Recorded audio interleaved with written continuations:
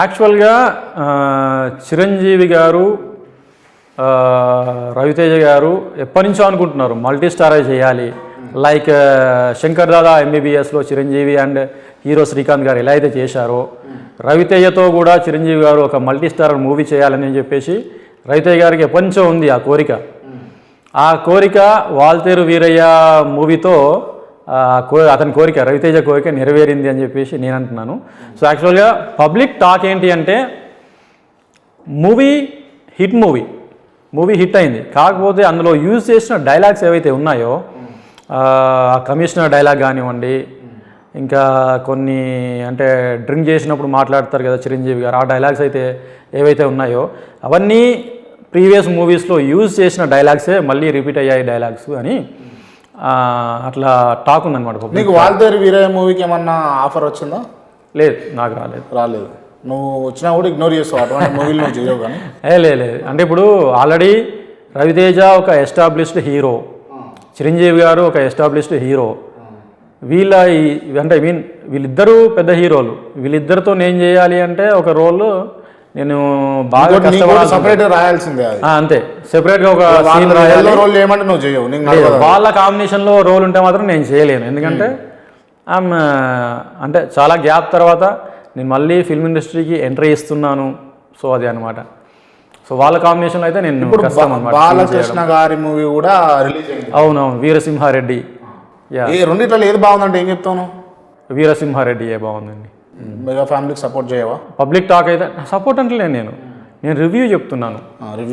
నేను యూట్యూబ్లోనే రివ్యూస్ చూశాను, అప్పుడప్పుడు IMDbలో చూస్తుంటాను రివ్యూ వచ్చేసి వీరసింహారెడ్డి రివ్యూ బాగుంది, వాల్తేరు వీరయ్య యావరేజ్ టాక్ వచ్చింది. నాకు తెలిసి మరి మెగాస్టార్ చిరంజీవి గారు మళ్ళీ చేస్తారో లేదో తెలియదు. మేబీ ఇది లాస్ట్ మూవీ అనుకుంటాను. ఒకవేళ అందరూ ఏమంటున్నారంటే చిరంజీవి గారిది అంటే నాకు తెలిసి ఒక 62 ఉంటారు ఏజ్ వచ్చేసి చిరంజీవి గారు. అండ్ ఎంత మేకప్ చేసినా కూడా ఏజ్ అనేది కొంచెం బయటపడుతుంది అనమాట. సో ఏజ్ కావద్దు అంటే ఏమైనా టిప్స్ ఉన్నాయని ఇక్కడ? అట్లా ఏజ్ కనిపించొద్దు అంటే ఇవి ఉంటాయి కదా, కొన్ని ప్రోడక్ట్స్ ఉంటాయి ఇక, క్రీమ్స్ కానివ్వండి, కొన్ని జ్యూసెస్ కానివ్వండి, యాంటీ ఏజింగ్ ఉంటాయి ఇక, కొన్ని జ్యూసెస్ యాంటీ ఏజింగ్ క్రీమ్స్ ఉంటాయి, ఫేషియల్స్ అవి ఇవి చేయించుకొని కొంచెం ఏజ్ తగ్గించుకోవచ్చు.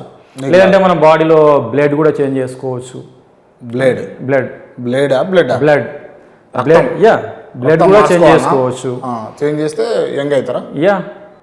అక్కినేని నాగేశ్వరరావు గారు అదే చేసేదన్నమాట.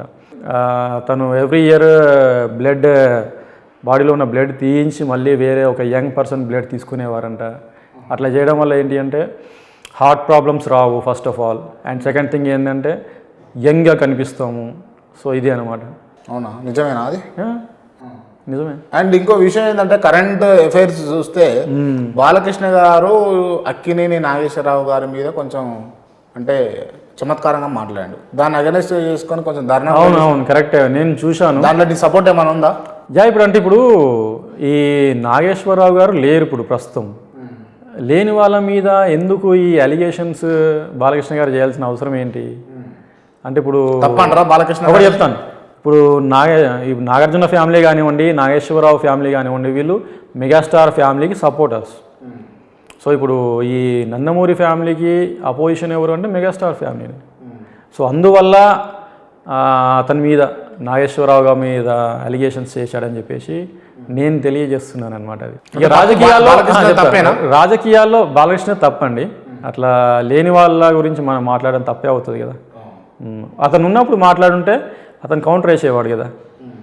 సో క్యాండిడేట్ లేడు కాబట్టి అట్లాంటి దుష్ప్రచారాలు చేయడం తప్పు. అండ్ ఇంకో విషయం ఏంటంటే నేను చాలా ఓపికతో ఉన్నా బ్రదర్, నువ్వు ఏమని అనుకో. ఇలా నేను ఇందాకనే చెప్పిన నాకు ఇంటర్వ్యూ చేయాలనిపిస్తుంది కానీ అయినా ఇక మా వాళ్ళు రిక్వెస్ట్ చేస్తారు కాబట్టి ఇంటర్వ్యూ చేయాల్సి వస్తుంది.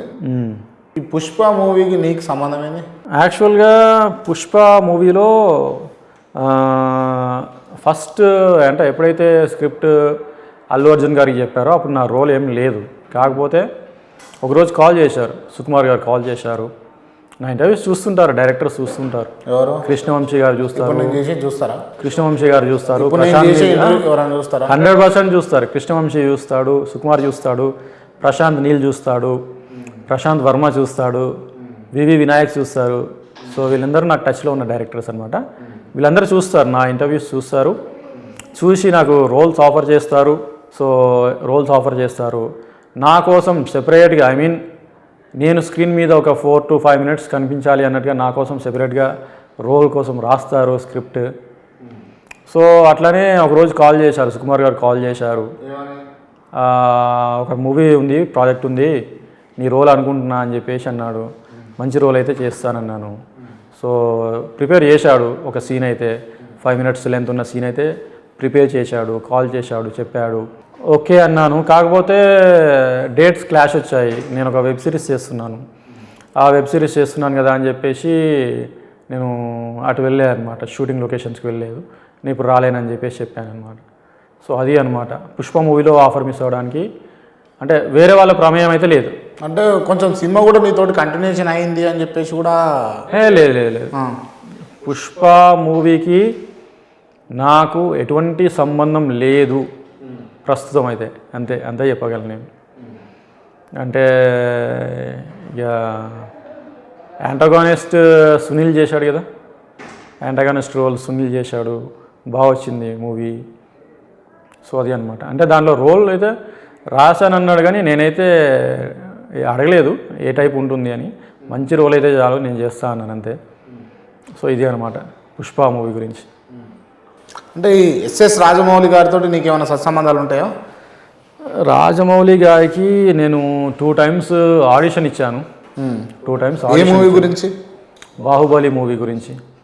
అంటే హీరోగా కాదు, వేరే రోల్స్కి ఆడిషన్ ఇచ్చాను. బతికించినావు అంటున్నావు. సో అది అన్నమాట.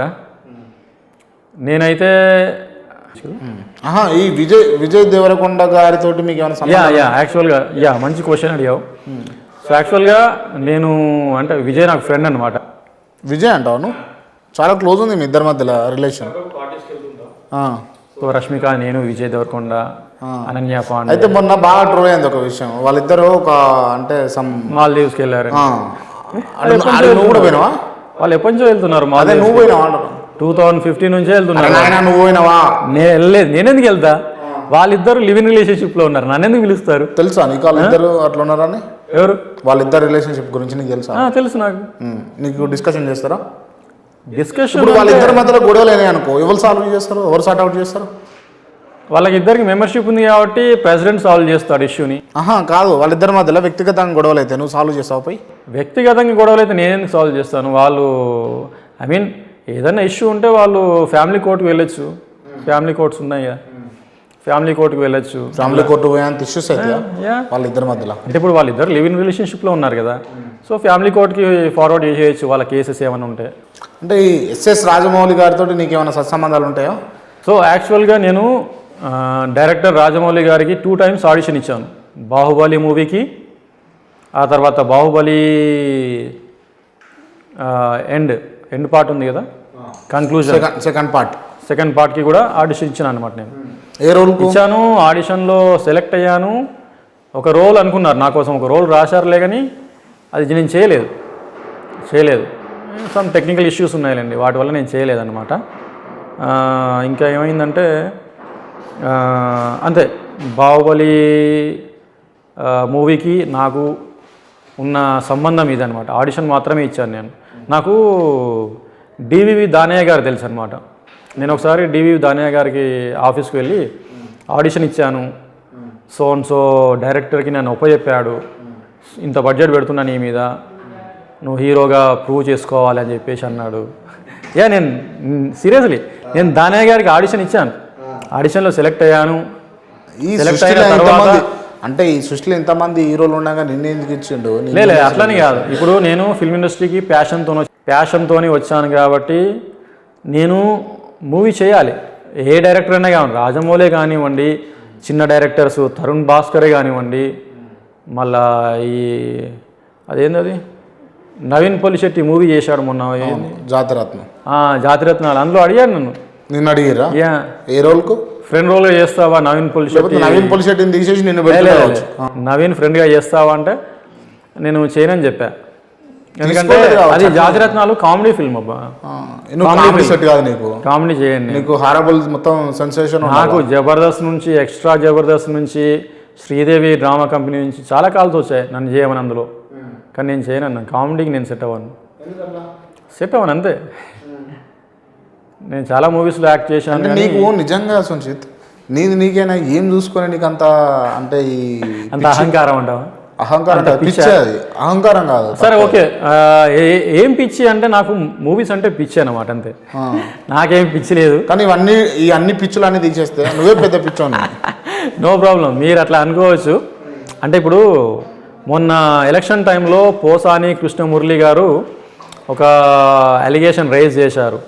ఏదో పూనం కౌర్ అనే హీరోయిన్కి పవన్ కళ్యాణ్ గారికి అక్రమ సంబంధం ఉంది అని చెప్పేసి ఏదో రైజ్ చేశాడు ఒకటి అలిగేషన్. అది ఎన్ని రోజులు వచ్చింది తెలుసా మీడియాలో? 2 రోజులు వచ్చింది మీడియాలో. ఆ తర్వాత మీడియాలో పోసాని కృష్ణమురళి కానివ్వండి, పవన్ కళ్యాణ్ గారు కానివ్వండి, ఎక్కడ కనిపించలేదు. ఆ న్యూస్ తీసేశారు మొత్తం, అన్ని ఛానల్స్లో ఆ న్యూస్ అనేది డెలిట్ చేశారు. ఎందుకంటే బికాజ్ ఆఫ్ ప్రెజర్స్ అనమాట, డిపార్ట్మెంట్ నుంచి ప్రెజర్స్ వస్తాయి. అట్లుంటుంది. నాకైతే ఎటువంటి పిచ్చి లేదండి, ఎటువంటి మెంటల్ లేదండి. నాకు మూవీస్ అంటే పిచ్చి. నేను 100% ఈ ఇయర్లో 2 ఫిల్మ్స్లో యాక్ట్ చేస్తాను. 2 ఫిల్మ్స్లో నన్ను చూస్తారు 2023లో.